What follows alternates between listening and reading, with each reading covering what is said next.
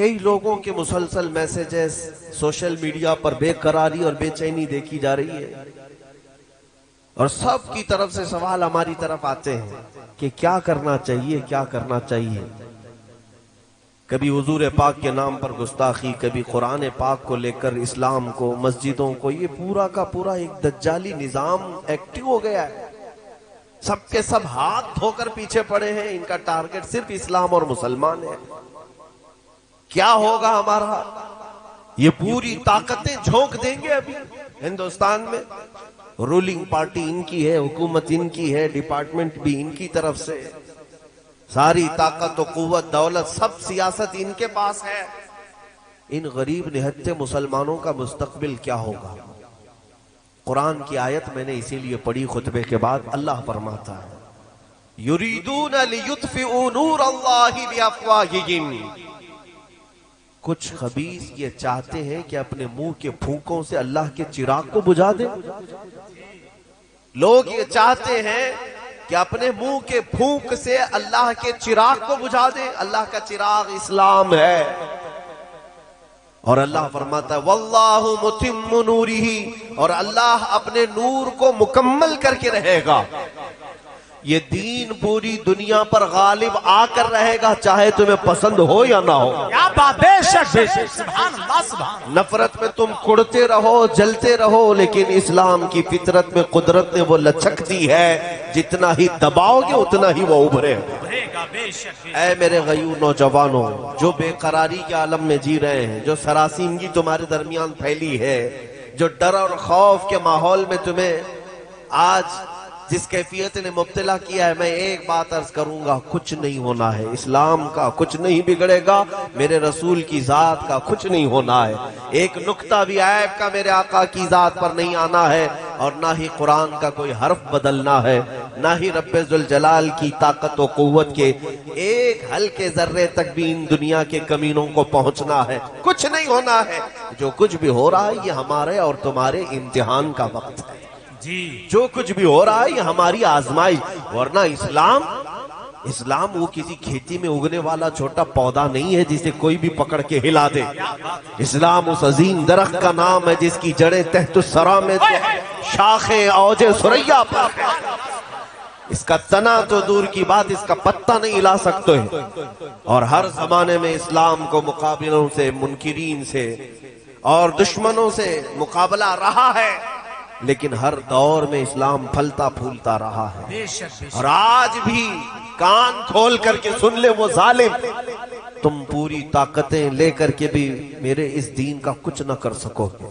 ज्यादा से ज्यादा हमारी गर्दनें मार सकते हो, ज्यादा से ज्यादा हमारे बच्चे मार सकते हो, ज्यादा से ज्यादा बिल्डोजर चला करके ये बिल्डिंगें तोड़ सकते हो, लेकिन एक बात याद रखना, एक चिराग बुझाओगे मौला 100 चिराग रोशन करेगा। बेशक 100 चिराग रोशन करेगा।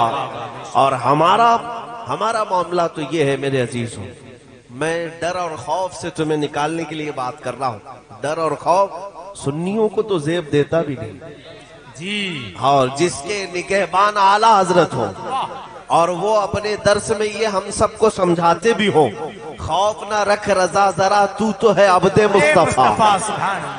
खौफ ना रख रजा जरा, तू तो है अब्दे मुस्तफा। तेरे लिए अमान है, तेरे लिए अमान है। नारे तकबीर, नारे रिसालत, नारे गौसियत, मसलके आला हजरत, कलामे आला हजरत। अजीजों, सुन्नियों को तो डर जेब नहीं देता। और फिर मैं आखिरी जुमला ये इस डर और खौफ के लिए जो इस्तेमाल किया जाता है उसकी भी वजाहत कर दूं। हमारे बच्चे अब संभल चुके हैं अल्हम्दुलिल्लाह। मैंने हर शहर में आज देखा है, हिंदुस्तान भर के तकरीबन 22 स्टेट में मैं तकरीबन 4-5 महीने में जाकर आया। कई शहरों में नौजवान बच्चों को मैंने देखा है कि वो मोहम्मद अरबी का शेर जिंदा हो रहा है। नबी अकरम सल्लल्लाहु ताला अलैहि वसल्लम के गुलाम और वफादार अब बेदार हो रहे हैं। इसलिए कि दुनिया जब डराती है तो किस बात से डराती है? मौत से डराती है, फांसी से डराती है। यही चीजें हैं जो डर की हैं दुनिया में। ऐ मेरे अजीजों, क्या आप नहीं देख रहे इन बरसाती कीड़ों को कभी मस्जिदों के बाहर आकर तलवारें लहराकर, चाकू छुरी दिखाकर डराए। और मुझे हैरत होती है उस कौम को ये तलवारें लहराकर दिखा रहे हैं जो 1400 साल से करबला सुनती आ रही है। अल्लाह अल्लाह अल्लाह अल्हम्दुलिल्लाह, हमारा हर बच्चा ये जानता है।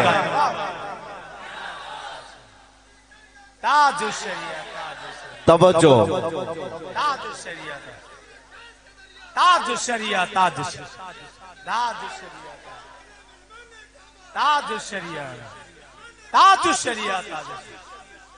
जिंदाबाद जिंदाबाद, अल्लाह अकबर, बहुत अच्छा।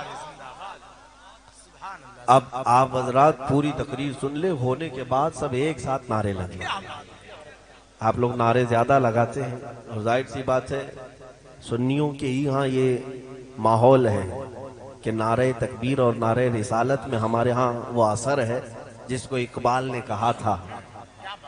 हाँ, बात सच्ची है। वो हमारे उन्हीं जवानों का नारा है जिसके लिए इकबाल कहा था, कुफ्र दम तोड़ देगा टूटी हुई शमशीर के साथ। कुफ्र दम तोड़ देगा टूटी हुई शमशीर के साथ, घर तुम निकल आ जाओ एक बार नारे तकबीर के साथ। हाँ, यह हमारे नारों का असर है। मैं जो बात अर्ज कर रहा था आप तवज्जो से सुन लें। दुनिया के पास सबसे ज्यादा डराने के लिए जो चीज होती है वो मौत है। तुम्हारी मौत, तुम्हारी फांसी, तुम्हारी सजाए मौत, यही तमाम चीजें हैं। लेकिन मेरे अजीजों, नौजवानों, मेरे बच्चों, आपसे ये बात मैं अर्ज करना चाहूंगा, मौत तो आनी है, इस बात में किसी को इख्तिलाफ नहीं। आज या कल मलकुल मौत हमारे घर भी आने हैं। पांव रगड़ कर के अपने बिस्तर पर या हॉस्पिटल पर मर जाने से तो बेहतर है मेरे मुस्तफा की इज्जत पर कुर्बान हो जाए। इससे बेहतर मौत क्या हो सकती है। हाँ, इधर मौत आए तो समझ में नहीं आता कोमा में आई कि कैंसर में आई कि किस में आई, लेकिन हुजूर की मोहब्बत में आए तो इतना तो पक्का है कि रूह निकलने से पहले सिरहाने वो जरूर तशरीफ लाते हैं, वो जरूर तशरीफ लाते हैं। तो मौत का डर और मौत का खौफ अपने सीने से निकालो और फिर बबांगे दुहल ये दुनिया को बताओ कि उसे मौत से डराओ जो जीना चाहता है। जिसे जीने का शौक है उसे मौत से डराना चाहिए। और हम तो रोज रात इस इंतजार में सोते हैं कि अगर रूह निकली तो मेरे मुस्तफा का दीदार हो जाए। हम कब्र में भी जाते हैं तो नबी अकरम सल्लल्लाहु ताला अलैहि वसल्लम के दीदार की गरज लेकर के जाते हैं। बहरहाल जो बात मैं अर्ज कर रहा हूं वो तवज्जो से सुने कि इस्लाम का कुछ नहीं बिगड़ेगा, कुरान का कुछ नहीं, रसूल पाक की जात का हाल तो ये है, ये हजार भौंकते रहे कुछ ना होना है, रहेगा यूं ही उनका चर्चा रहेगा, रहेगा यूं ही उनका चर्चा रहेगा। पड़े खाक हो जाएं जल जाने वाले, या रसूल अल्लाह तू घटाए से किसी के न घटा है न घटेगा, जब बढ़ाए तुझे अल्लाह ताला तेरा। मिट गए मिटते हैं मिट जाएंगे आदा तेरे, न मिटा है न मिटेगा कभी चर्चा तेरा। हुजूर पाक की जात का भी ये कुछ ना कर सकेंगे, लेकिन इतनी बात जरूर है कि तुम्हारा और हमारा इम्तिहान हो रहा है।